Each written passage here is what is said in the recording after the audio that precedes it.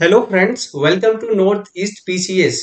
सो जैसा कि आपको पता है, हमने अपने पिछले लेक्चर्स में कुछ इंपॉर्टेंट सेक्शन पॉलिटी के कवर किए, जो कि थे historical background of the Indian constitution. And recently हमने प्रियम्बल चैप्टर को कंप्लीट किया। तो आज जो हम चैप्टर स्टार्ट करने जा रहे हैं वो बहुत ही इंपॉर्टेंट है आपके एग्जाम के कॉन्टेक्स्ट से। वो चैप्टर है फंडामेंटल राइट्स का। तो फंडामेंटल राइट, चाहे आपका यूपीएससी एग्जाम हो या स्टेट पीसीएस एग्जाम हो, हर साल हम 4 से 5 क्वेश्चन देख सकते हैं फंडामेंटल राइट्स के ऊपर। तो ये बहुत ही इंपॉर्टेंट टॉपिक है। इस टॉपिक को पढ़ने के बाद आपको ना ही बल्कि अपनी की प्रिपरेशन में फंडामेंटल राइट्स को समझने में हेल्पफुल होगा, बल्कि आप पर्सनल लेवल पर भी कई सारी चीजें जानेंगे, समझेंगे कि फंडामेंटल राइट्स है क्या, और ये कहाँ से आता है, और किस टाइप्स के फंडामेंटल राइट्स है, और इसकी क्या जरूरत है हमें, राइट। तो आज हम स्टार्ट करते हैं अपना fundamental rights topic under this polity Indian polity demo lecture.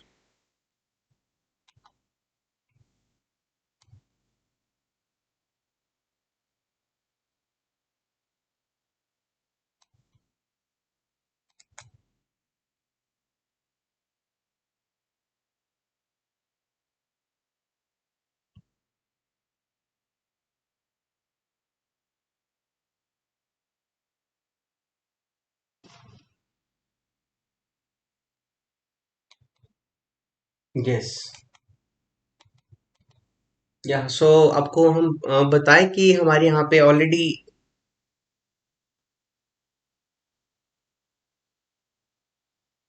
हमारे north east Arunachal Pradesh PCS की क्लास चल रही हैं। तो प्रीलिम कोर्स है हमारा जो चल रहा है ऑन। इसमें हमारे दोनों पेपर हम कंप्लीट करा रहे हैं। ये इसके फीचर्स है: live classes, recording of the live classes, interview guidance, weekly test, PDF notes, और प्रीलिम का मेंस चल रहा है जिसमें हम सारे मेंस के जीएस कवर करते हैं, ऐसे और इंग्लिश पेपर करते हैं। तो आप इसको इससे जोड़ के आप अपनी प्रिपरेशन को काफी ज्यादा अच्छा एंड डायरेक्टेड एंड ऑर्गेनाइज कर सकते हैं। अपनी स्ट्रैटेजी से रिलेटेड किसी भी एग्जाम के कॉन्टेक्स्ट में हेल्प के लिए आप हमसे जुड़ सकते हैं। हमारे व्हाट्सएप ग्रुप, जो जिसका हमारे पास क्यूआर कोड स्क्रीन पर है। तो we request you to click the picture and join the demo polity group. And अपनी प्रिपरेशन से रिलेटेड किसी भी तरीके हेल्प, सपोर्ट, सजेशन हम आपकी हेल्प कर सकते हैं। So please join us. Yes.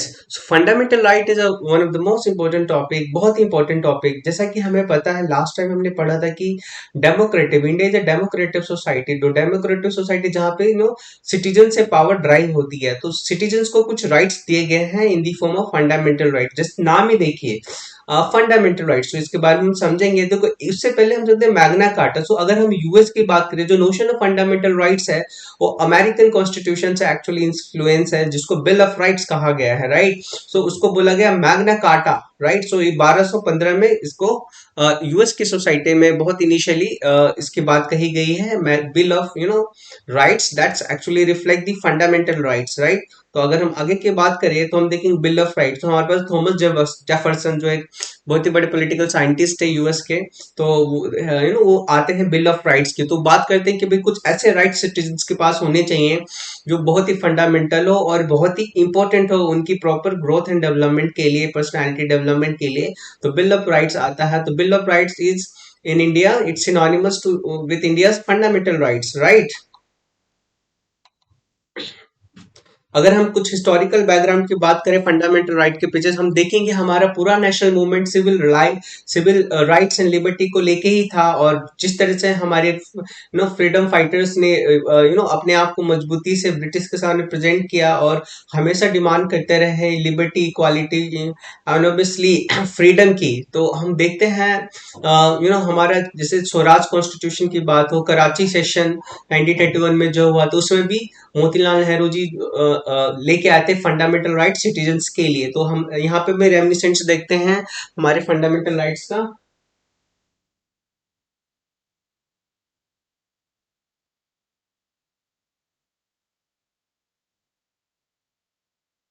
देखो, स्वराज कॉन्स्टिट्यूशन जो एक्चुअली लेटर ऑन इंस्पायर होता है फंडामेंटल राइट्स के रूप में after the independence of India. तो बिल ऑफ राइट्स याद रखिएगा, अमेरिकन कॉन्स्टिट्यूशन की बात करता है, किस किस फॉर्म में? फंडामेंटल राइट्स की बात फॉर्म में, राइट।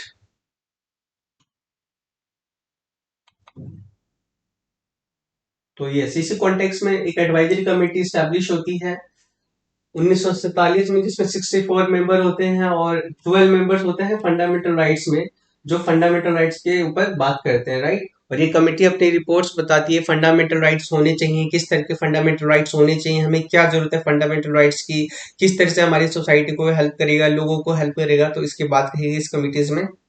हम आगे देखेंगे कि ड्राफ्टिंग कमेटी के जो चेयरमैन थे, हमें पता है doctor B R Ambedkar. He was a very important person, but at the same time you should also actually remember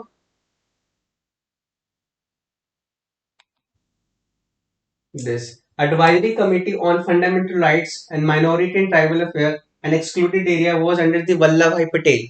तो याद रखिए एग्जाम में आ सकता है कि भाई जो advisory committee on fundamental rights थी, वो उसको कौन चेयर कर रहे थे, उसको चेयर करते सरदार वल्लभ भाई पटेल, जिनको आयरन मैन भी कहा जाता है।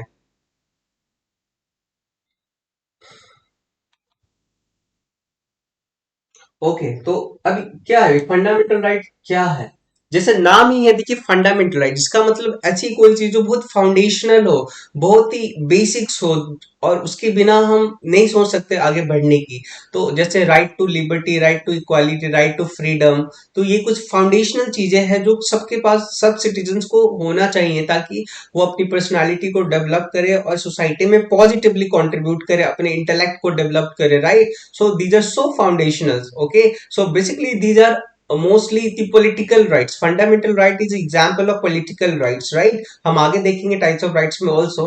So देखिए fundamental right is basic rights, enshrined in the constitution, which guarantee all its citizens.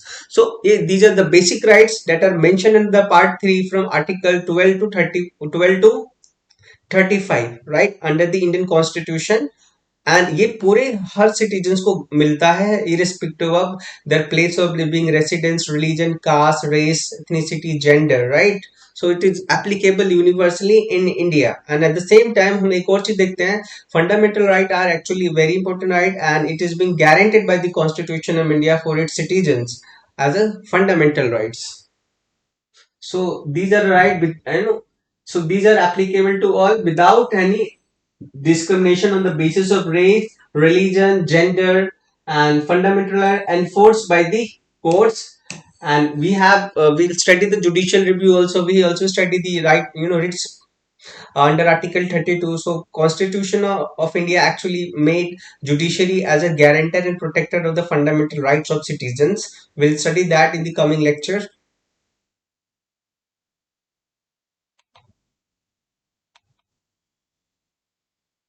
देखिए why they are called fundamental, तो देखिए these rights are called fundamental because of two important reasons. These are enshrined in the constitution which guarantee them, they are justiciable। देखिए, so fundamental rights are, that is we can write short form fundamental rights, enshrined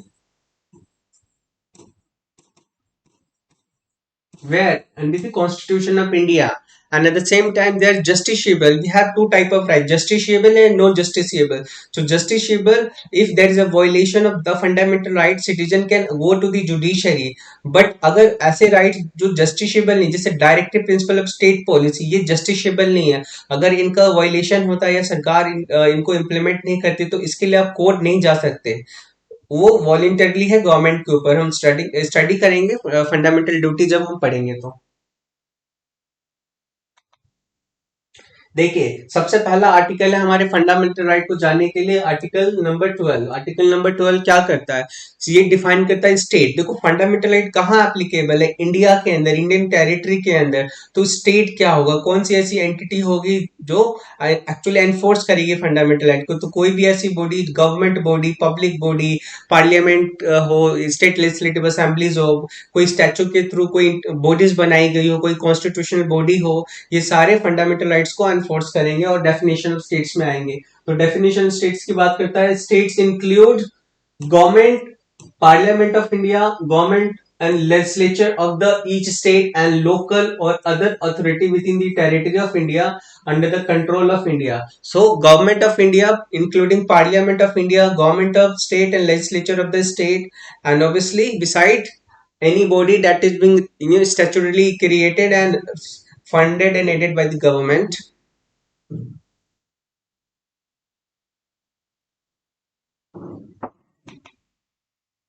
yes, तो ये देखो exams के लिए ये important है students, so please pay attention कि under article 12 हमने देखा, आर्टिकल 12 में डेफिनेशन ऑफ स्टेट की बात करें तो क्या क्या चीज आती है? Government and parliament of India, that is executive and the legislature of union, executive and the legislature.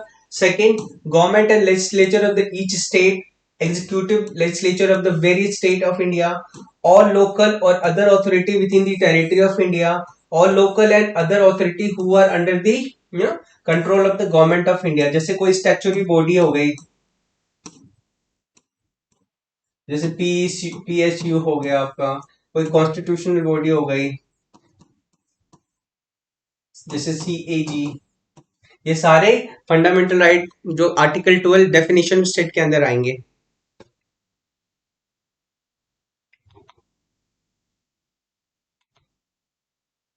देखो डेफिनेशन ऑफ स्टेट से रिलेटेड एक डिस्प्यूट आया था, उस डिस्प्यूट को सुप्रीम कोर्ट ने रिजॉल्व किया था एक बड़े इंपॉर्टेंट केस में। याद रखिएगा तो आपके मेंस एग्जाम में काफी हेल्पफुल होता है। मेंस एग्जाम में अगर आप ऐसी चीजें कोट करेंगे तो डेफिनेटली आपको अच्छे नंबर मिलने के पूरे चांसेस रहेंगे।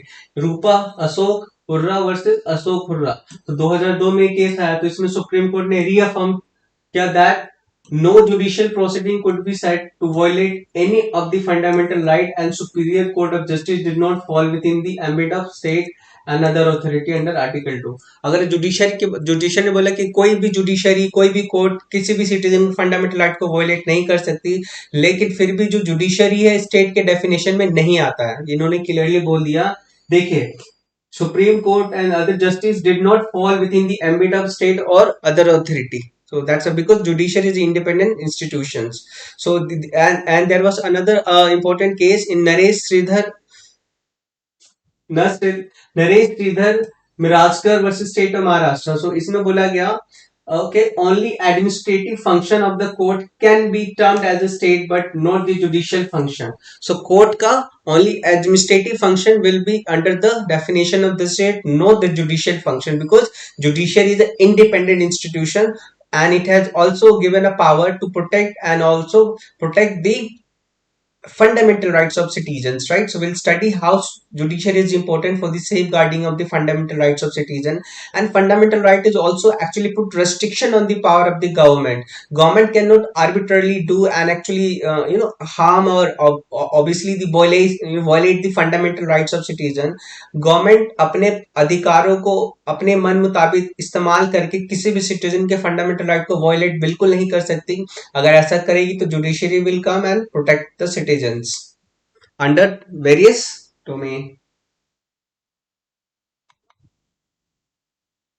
Yes, now we have a very important article, Article 13 of the Constitution। See, Article 13 किसकी बात करता है? Article 13 actually बात करता है जुडिशियल रिव्यू की। जुडिशियल रिव्यू क्या है? देखिए, बहुत इंपॉर्टेंट कॉन्सेप्ट है फ्रेंड्स, जुडिशियल रिव्यू। तो जैसा कि भाई गवर्नमेंट एक पावरफुल बॉडी है, काफी ज्यादा पावरफुल एंटिटी है, कई सारे फंक्शंस भी है, लेकिन government is for the people, by the people end of the people, right? Government का मेन टास्क है हम डेमोक्रेटिक सोसाइटी में सिटीजन्स की लाइफ को बेटर करना, डे बाय डे सिटीजन्स की लाइफ को बेटर करना, राइट? और सोसाइटी को एक develop and progressive society banana. But क्या हो जब गवर्नमेंट ही अपने पावर का मिसयूज स्टार्ट कर दे और सिटीजन्स के राइट्स को वायलेट करे, अपने कोई लॉज बना के, कोई ऑर्डर पास करके, कोई एग्जीक्यूटिव पावर एक्सरसाइज करके, तो ऐसे केसेस में जुडिशरी जुडिशियल रिव्यू का इस्तेमाल कर सकते हैं। इसमें देखेगी भाई कोई भी ऐसा लॉ या कोई ऑर्डर, एग्जीक्यूटिव ऑर्डर या कोई रूल जो कि फंडामेंटल राइट का कॉन्ट्राडिक्टरी है या किसी भी कॉन्स्टिट्यूशन के प्रोविजंस को कॉन्ट्राडिक्ट करती है, वॉयलेट करती है, तो ऐसे लॉ को, ऑर्डर को, ऑर्डिनेंस को, रूल्स को जुडिशरी के पास पूरा राइट है उसको नल एंड वॉइड करने का, मतलब उसको इरेलेवेंट बनाने का, इनवैलिड करने का। तो देखो, ऑल लॉ इनकंसिस्टेंट विथ और in derogation of the fundamental rights. कोई भी लॉ जो कि फंडामेंटल के साथ इनकंसिस्टेंट होगा, कॉन्ट्राडिक्टरी होगा, सिंक में नहीं होगा।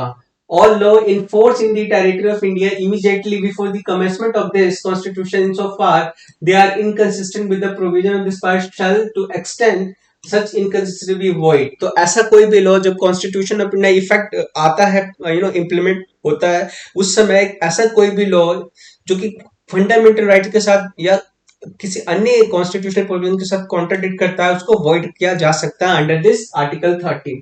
The state shall not make any law which takes away or breaches the rights conferred by the part, and law made in contravention of this clause shall to extent be contravention to be void. तो government कोई भी ऐसा law नहीं बनाएगी जो कि fundamental rights को disturb करे, कॉन्ट्रडिक्ट करे. अगर ऐसा हुआ तो उस लॉ को वॉइड कर देगी, इनवैलिड कर सकती है judiciary under article 13.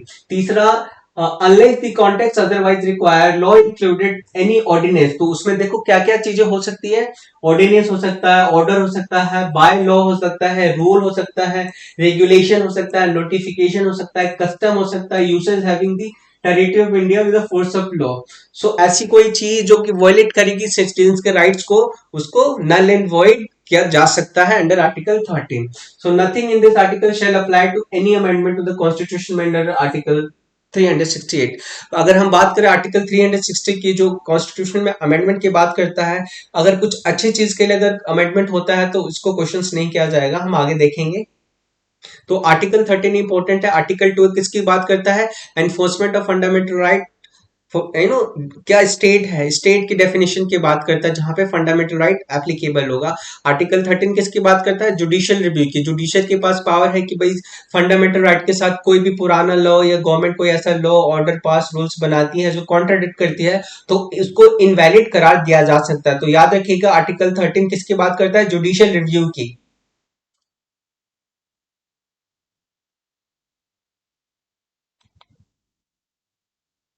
So Article 13 declared that all laws that are inconsistent with or derogation of any of the fundamental rights shall be void. Just we have studied that. It provides for the doctrine of judicial review. So article याद रखिएगा friends, exam में directly आपसे पूछा जा सकता है कि भाई भाई डॉक्ट्रिन ऑफ जुडिशियल रिव्यू कौन से आर्टिकल की बात करता है. तो आपको पता होना चाहिए कौन से आर्टिकल की बात करता है. ये बात करता है आर्टिकल 13 की. तो आर्टिकल 13 किसकी बात करता है? डॉक्ट्रिन ऑफ जुडिशियल रिव्यू की. ठीक है. So it is the power of the judicial to make any law that is inconsistent with the fundamental rights of citizen, right, that can be made null and void. या कोई law हो, कोई rules हो, कोई ordinance हो, by law हो, कोई regulation हो, तो उसको इनवैलिड किया जा सकता है by using this power under article 13. High court को यही पावर देखो, देखो सुप्रीम कोर्ट या सुप्रीम कोर्ट को ये पावर दिया गया है आर्टिकल 32 में, जिसको रिट्स जुरिडिक्शन भी बोलते हैं. राइट टू कॉन्स्टिट्यूशनल रेमेडी जिसको बोलते हैं कि भाई अगर किसी भी सिटीजन का फंडामेंटल राइट्स वायलेट होता है तो जुडिशरी को अप्रोच कर सकता है और judiciary will come and protect that fundamental right of that particular citizen. So article 32 बहुत ही इंपॉर्टेंट आर्टिकल है. इसको बी आर अम्बेडकर ने बोला it is the heart and soul of the constitution of India. So कभी भी किसी भी सिटीजन का फंडामेंटल राइट वायलेट होता है किसी भी गवर्नमेंट एक्शन से, तो now in that case citizen directly go to the supreme court or the high court. In 32 directly go to the high court or supreme court. Same power दिया गया है high courts को under article 226. तो इस case में भी हम देखेंगे रिट ज्यूरिडिक्शन की अगर बात करेंगे तो हम आर्टिकल 32 पढ़ेंगे कि डिफरेंस क्या है writ jurisdiction of supreme court and the high court. तो हाई कोर्ट में भी सिटीजन जा सकते हैं जब उनके फंडामेंटल राइट्स की वायलेशन हो. तो रिट्स 5 तरीके होते हैं: habeas corpus, mandamus, prohibition, quo warranto, certiorari. तो हम पढ़ेंगे आगे आर्टिकल 32 में. ये देखिए एक बहुत ही इंपॉर्टेंट केस आया था यूएस के अंदर जिससे हमारा कई तरह के फीचर्स इंस्पायर हैं. और हमारी कॉन्स्टिट्यूशन, हमारा जो कॉन्स्टिट्यूशन कोई रिजिड डॉक्यूमेंट नहीं है, ये इवॉल्विंग डॉक्यूमेंट है. It's called living document. इसका मतलब ऐसी कोई चेंज जो जरूरी है लाना सोसाइटी के लिए, उसमें कॉन्स्टिट्यूशन में अमेंडमेंट करके उसको ऐड किया जाता है और ताकि सोसाइटी प्रोग्रेसिव बने. तो therefore we'll study that the constitu how constitution of India is a living document. So that was the important case Marbury versus Madison case. तो इस केस में हम देखते हैं भाई जो कुछ जो जुडिशियल फंक्शंस है वो किस तरह से आते हैं हमारे इंडिया में, उसको भी अडॉप्ट किया जाता है. सो एक लीगल केस था 1803 में जहां पे यूएस का supreme court first declared that the Congress unconstitutional, thus establishing the doctrine of judicial review. Remember friend, so Marbury versus Madison case से क्या आता है? Judicial review. तो जुडिशियल रिव्यू हमने कहां से लिया है अपने कॉन्स्टिट्यूशन में? याद करिए, यूएस से. तो यूएस में केस कब आया था? इंपॉर्टेंट केस था मरबरी वर्सेस मेडिसन केस 1803 में, जिसके बाद डॉक्ट्रिन ऑफ जुडिशियल रिव्यू आया था यूनाइटेड स्टेट में और यही हमने अडॉप्ट किया है अपने इंडिया में in the form of article 13, that is called judicial review. So remember, this can be important both for your prelim exam and also for your mains exam. Student, Arunachal Pradesh public service commission obviously जो board है बहुत ही जल्दी expected है कि notification दे आपको exam को लेके। तो अगर आप अपनी प्रिपरेशन को अभी से स्ट्रेटेजाइज कर लीजिएगा और तरीके से ऑर्गेनाइज में पढ़िएगा तो डेफिनेटली आपके चांसेस सिलेक्शन के काफी ज्यादा बढ़ेंगे और ये सर्विस आपको मौका देगा अरुणाचल प्रदेश को बेहतर बनाने का, प्रोग्रेसिव बनाने का। सो प्लीज अपनी प्रिपरेशन पे फोकस करिए, ऑर्गेनाइज करिए और अपनी प्रिपरेशन से रिलेटेड किसी भी तरह की हेल्प के लिए please contact to us, join our WhatsApp group.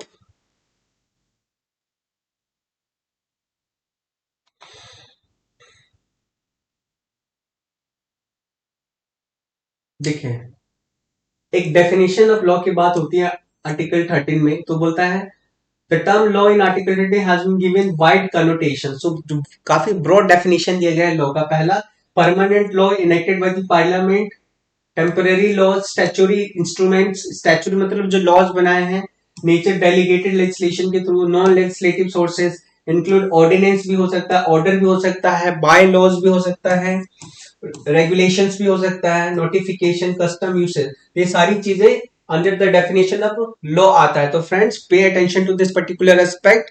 अगर डेफिनेशन ऑफ लॉ की बात करें तो ये जरूरी है जानना कौन से जो ब्रॉड डेफिनेशन ऑफ लॉ को कितना ब्रॉड रखा गया है, ताकि इनमें से ऐसी कोई भी चीज जो कि राइट्स को डिस्टर्ब करे, कॉन्ट्रोडिक्ट हो, तो उनको इनवैलिड किया जा सकता है।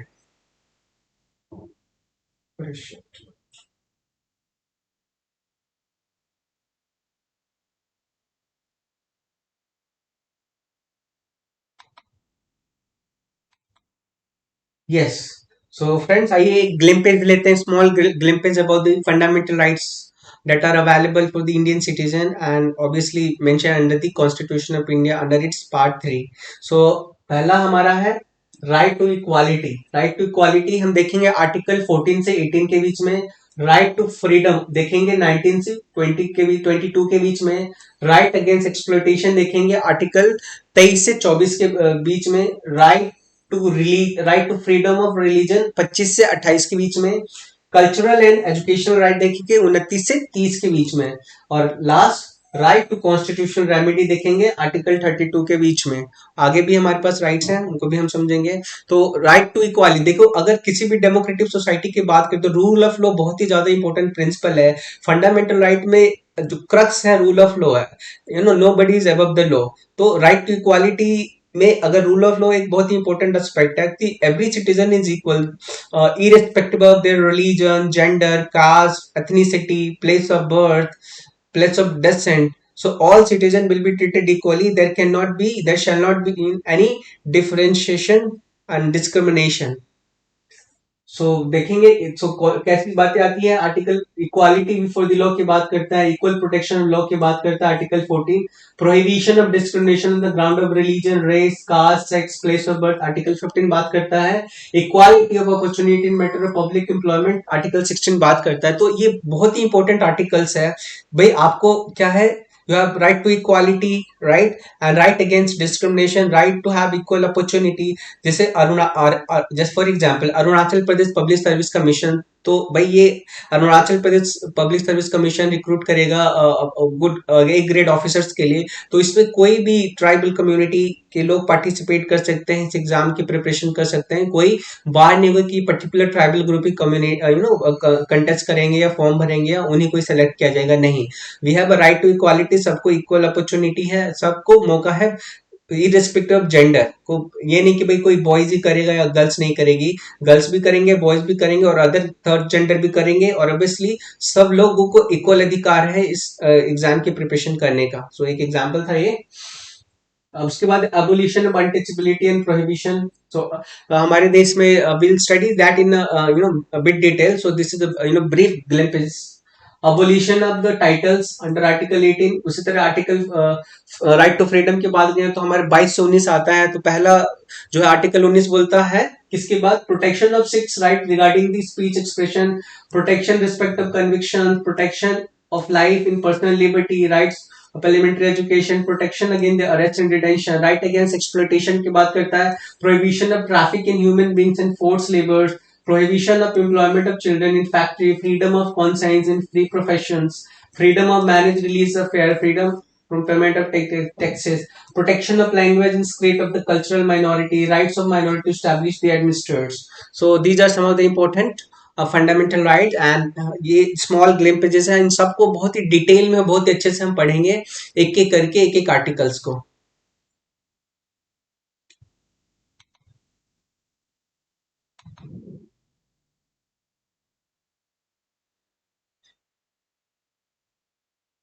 देखिए आर्टिकल 14 की बात करें तो राइट टू इक्वालिटी की बात करता है। तो क्या है right to equality? Equality before the law, ये बहुत ही इंपॉर्टेंट करक्स है आर्टिकल 14 का। भाई right to equality before the law, इसका मतलब nobody is above the law, everybody is equal.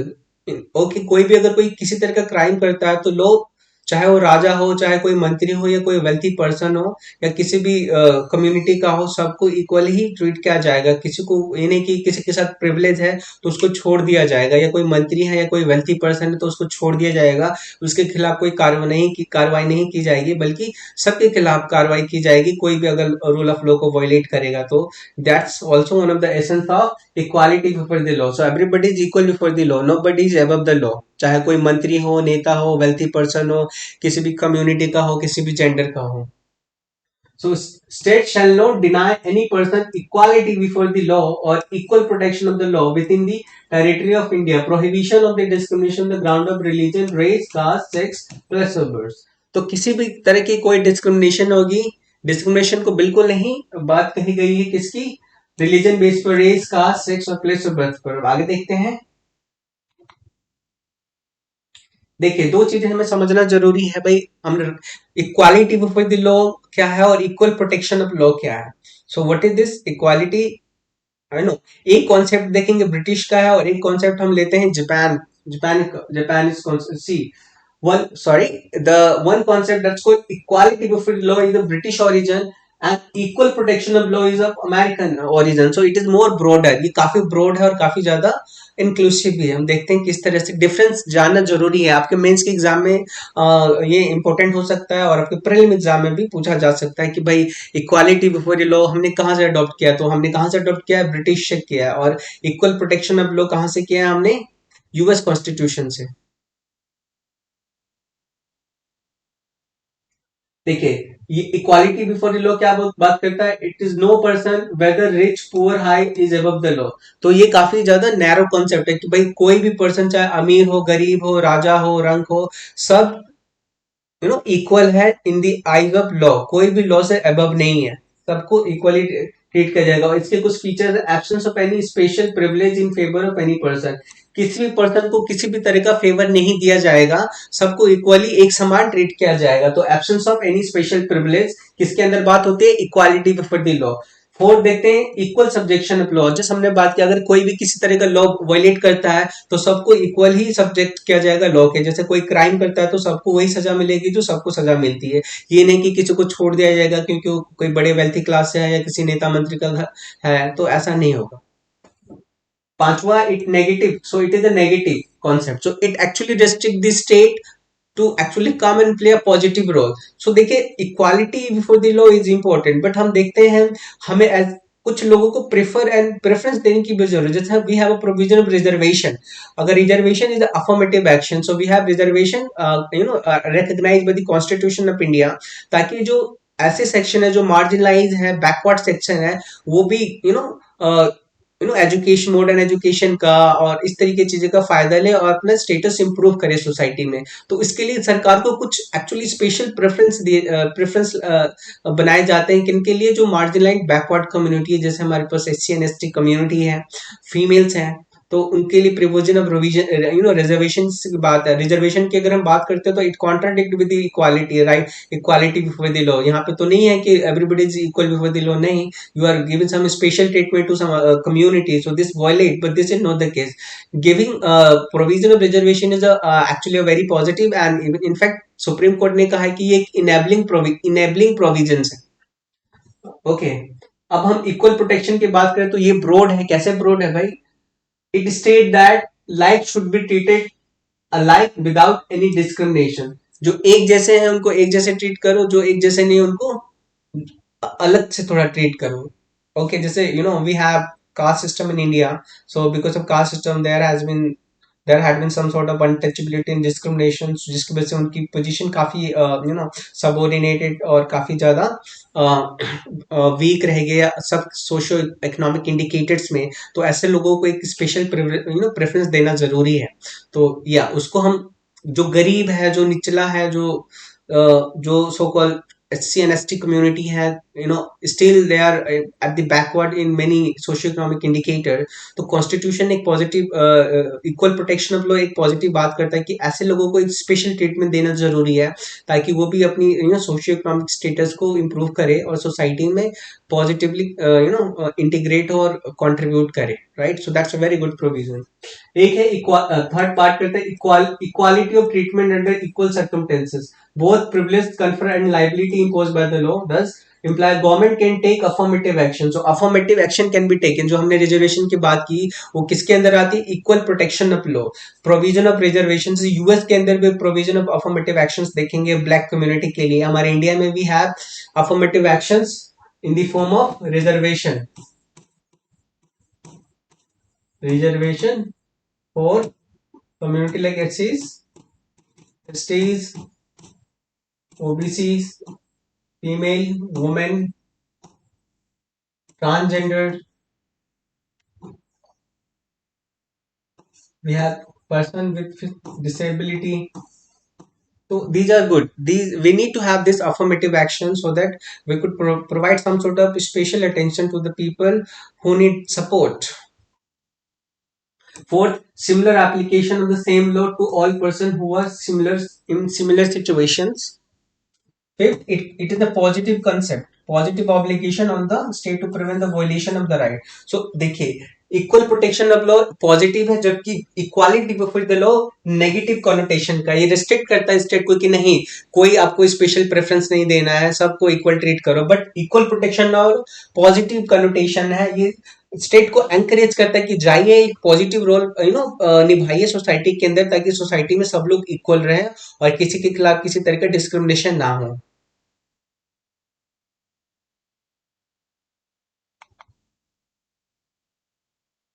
Rule of law एक बहुत ही इंपॉर्टेंट कॉन्सेप्ट है। इसको हमारे एक बहुत ही प्रोमिनेंट स्कॉलर A.B. डाइसी ने दिया था रूल ऑफ लॉ की। इन्होंने बात की तो रूल ऑफ लॉ बहुत ही इंपॉर्टेंट है आज की मॉडर्न सोसाइटी के लिए। रूल ऑफ लॉ बहुत ही इंपॉर्टेंट है। अगर रूल ऑफ लॉ नहीं हुआ तो सोसाइटी कोलैप्स कर जाएगी। तो ये कहाँ से आता है? हमारे AC डाइसी साहब देते हैं रूल ऑफ लॉ। इसके कुछ फीचर्स हैं, इसके 3 इंपॉर्टेंट फीचर है भाई। पहला, absolute supremacy of the law. So law will be supreme, equality before the law, predomination of legal spirit. तो 3 बात करते हैं। देखो, रूल ऑफ लॉ में 3 कंपोनेंट है, याद रखिएगा। सुप्रीमेसी की लॉ भाई इंपॉर्टेंट है, लॉ बनाएगी तो लॉ सुप्रीम है। दूसरा, इक्वालिटी बिफोर द लॉ, सबको इक्वल ट्रीट किया जाएगा। प्रीडोमिनेंस ऑफ स्पिरिट, तो legal connotation is very important.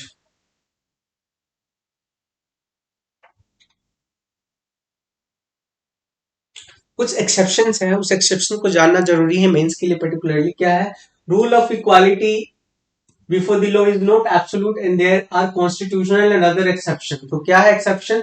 President of India and governor of state enjoy following immunity under article 361। Rule of law के हमने बात कर दी, इक्वालिटी बिफोर द लॉ की तो बात कर दी कि भी सब इक्वल है, लेकिन कुछ स्पेशल ट्रीटमेंट दिए गए हैं। वो सेक्शन क्या है? अगर हम बात करें प्रेसिडेंट ऑफ इंडिया की and governors of different state, उनको कुछ स्पेशल पावर दिए गए हैं कॉन्स्टिट्यूशन के द्वारा अंडर आर्टिकल 361, जो कि इम्यूनिटी बोला जाता है। Immunity to for the president and the governor. क्या इम्यूनिटी है? The president and the governor is not answerable to any court of the exercise and performance of power and duty of his office. So जो भी power होगा, function होगा, वो answerable नहीं होगा किसी कोर्ट में। किसी भी कोर्ट में आंसर नहीं देंगे आपने क्यों पावर यूज किया, क्यों एक्सरसाइज किया। So they are not answerable. So this is also under the immunity available to the president and governor under article 361।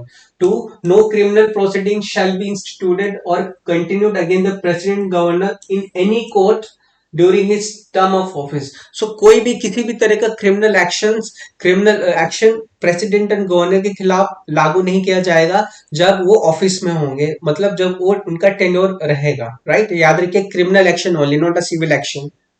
Next, No process of the arrest or imprisonment of the present governor shall be issued from any court during his term of office. So president और governor के खिलाफ कोई भी arrest warrant issue नहीं हो सकता जब तक उनका टेन्योर रहेगा, राइट। ये भी पहला हम देखा, कोई क्रिमिनल केस फाइल नहीं कर सकते। दूसरा, किसी भी तरह का अरेस्ट वारंट उनके खिलाफ इशू नहीं हो सकता जब वो ऑफिस में है या अपने टेन्योर उनका पूरा नहीं हुआ है। ठीक है, 5 साल का टेन्योर, 5 साल के टेन्योर में है। जैसे हमारे पास अभी द्रौपदी मुर्मू हमारी जो प्रेसिडेंट है, वो उनका टेन्योर अभी जो स्टार्ट ही हुआ है, 2 साल, एक साल हुआ है। तो उनके पास अभी 3-4 साल और है। तो इस टेन्योर में इनको, इनके खिलाफ कोई क्रिमिनल एक्शन नहीं जा सकता और ना ही कोई लीगल अरेस्ट वारंट हो सकता है, राइट। और सिमिलरली गवर्नर्स के लिए भी। चौथा, no civil proceeding against the president governor shall be instituted during his term of office in any court respect of any act done by him in his personal capacity, whether before or after he enter upon his office, until expiration of 2 months or next after the notice deliver. तो ये भी important है, civil cases भी उनके खिलाफ नहीं किए जारी किए जा सकते हैं। एक कंडीशन क्या है, याद रखिएगा, in respect of any act done by him after he entered upon his office, until the expiration of 2 months after the next notice deliver to, तो 2 महीने का इनको टाइम पीरियड दिया जाता है। No person shall be liable to any civil or criminal proceeding in any court in respect of the publication in the newspaper. देखिए, कोई भी पर्सन जो पार्लियामेंट में कोई भी डिबेट डिस्कशन हो रहा है, अगर उसको पब्लिश करता है न्यूज़पेपर, तो उसके खिलाफ कोई सिविल और ना ही कोई क्रिमिनल केस फाइल किया जाएगा, right.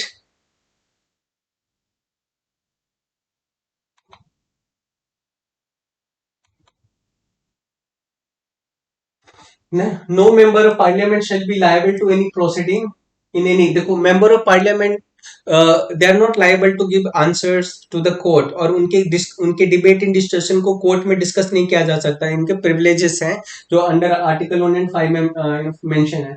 No member of legislator shall be liable to any proceeding of the court. एक और है article 31C, exception of article 4 provide that the law made by the state for implementation of the directive principle, and अगर ऐसा कोई law जो directive principle को implement करने के लिए बनाया जाएगा, अगर वो वोलेट करेंगे किसको, आर्टिकल 14 को, तो उसको इनवैलिड नहीं किया जाएगा, चैलेंज नहीं किया जाएगा।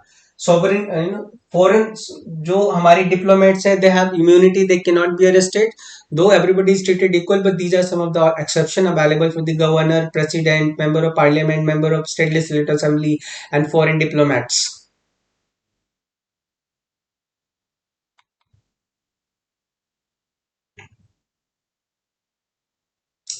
देखिए, we have article 15। What is this article 15? Article 15 is important, उसी कॉन्टेक्स्ट में, राइट टू इक्वालिटी के कॉन्टेक्स्ट में क्या बात करता है, ये बात करता है भाई, prohibition of discrimination on the ground of religion, race, caste, sex, place of birth. तो state shall not discriminate against any citizen on the ground only of religion, race, caste, sex, place of birth. तो याद रखिएगा, कौन से ground पर state discriminate नहीं कर सकता सिटीजन से। पहला, religion, race, caste, sex, place of birth, or any of them. No citizen shall on the ground only of religion, race, caste, sex, place of birth, or any of them be subject to any of the disability, liability, restriction, or condition with regard to their service. Access to show, public restaurant, hotels, palaces of public entertainment, places of public entertainment, use of wells, tanks, bathing huts, roads, places of public resort, maintain wholly or partly out of the state fund dedicated to the use of general public। यहाँ इन सब चीजों को access करने के तो किसी को भी किसी तरह का डिस्क्रिमिनेशन फेस नहीं करना पड़ेगा। Nothing in this clause shall prevent the state. देखो, ये सारी चीजें तो है, लेकिन स्टेट को ये सारी चीजें प्रिवेंट नहीं करती कि कोई स्पेशल ट्रीटमेंट दे जिन लोगों को जरूरत है। तो देखो, we have clause 2 under article 29 shall prevent state from making any special provision for advancement of any socially educationally backward classes of citizen like scheduled caste and scheduled tribe। तो provision of reservation, अगर हम बात करें तो state के पास कोई ऐसा restriction and obligation नहीं है कि भाई वो कोई स्पेशल प्रोविजन नहीं बना सकती सोसाइटी के मार्जिनलाइज कम्युनिटी के लिए। तो डेफिनेटली प्रोविजन ऑफ रिजर्वेशन बनाती है सरकार, ये दो it's violate to with the right to equality and obviously the discrimination under article 15, but ये एक्सेप्शन नहीं है, बट ये पॉजिटिव कॉनोटेशन है।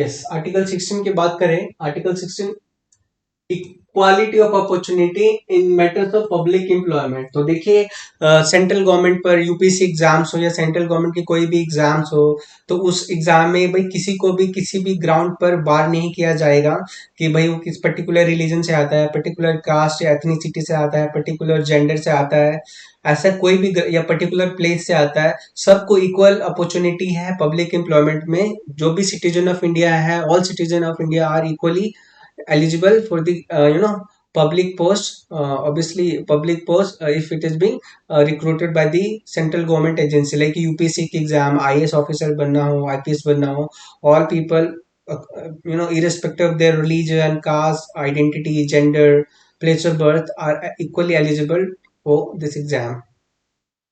तो ये पब्लिक एम्प्लॉयमेंट है कि भाई, so there shall be equality of opportunity for all citizens in matter relating to employment or appointment of any office under the state. No citizen shall be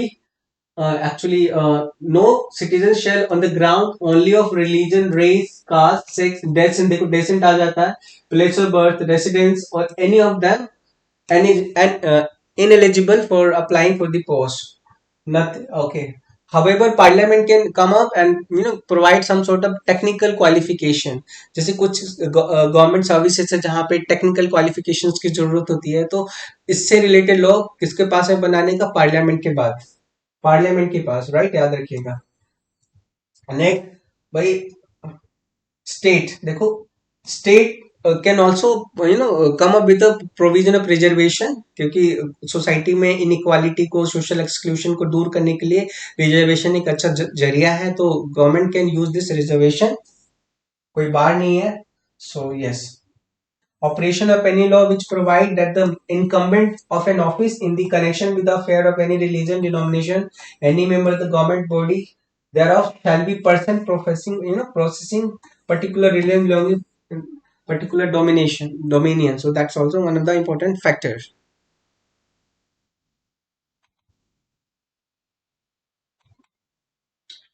अब आज हमारे पास article 17। Article 17 किसकी बात करता है? Abolition of untouchability. अब untouchability क्या है? हमारा कास्ट बेस्ड सिस्टम था, तो कास्ट बेस्ड सिस्टम में हायरार्किकल सिस्टम था, जिसमें out of the varna system जो थे, सो कॉल्ड छंडालास, जिसको आज की जो हमारे दलित भाई हैं, ऐसी कम्युनिटी, उनके खिलाफ काफी डिस्क्रिमिनेशन हुआ हिस्टोरिकली।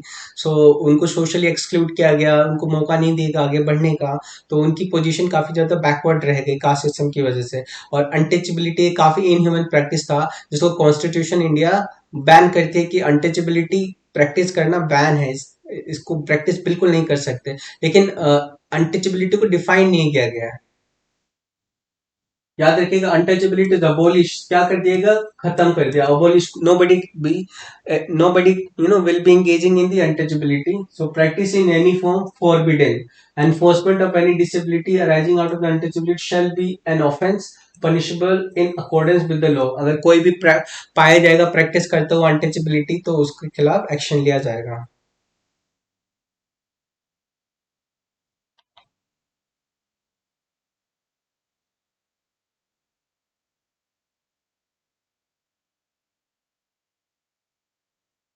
देखो, however untouchability has not been defined by the constitution, so याद रखिएगा। So Supreme Court has actually held that the right under Article 17 is available against private individual, and it is the constitutional obligation of the state to take necessary action to ensure that the right is not violated। तो देखो, article जो 17 है, जो बात करता है ओबोलिशन of untouchability, इसका कोई प्रैक्टिस नहीं करेगा।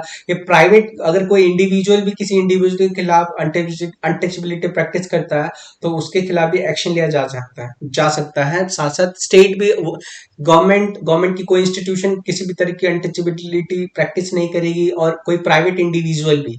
तो वो दोनों केसेस में ये लॉ उन पे लागू है, आर्टिकल उनके खिलाफ।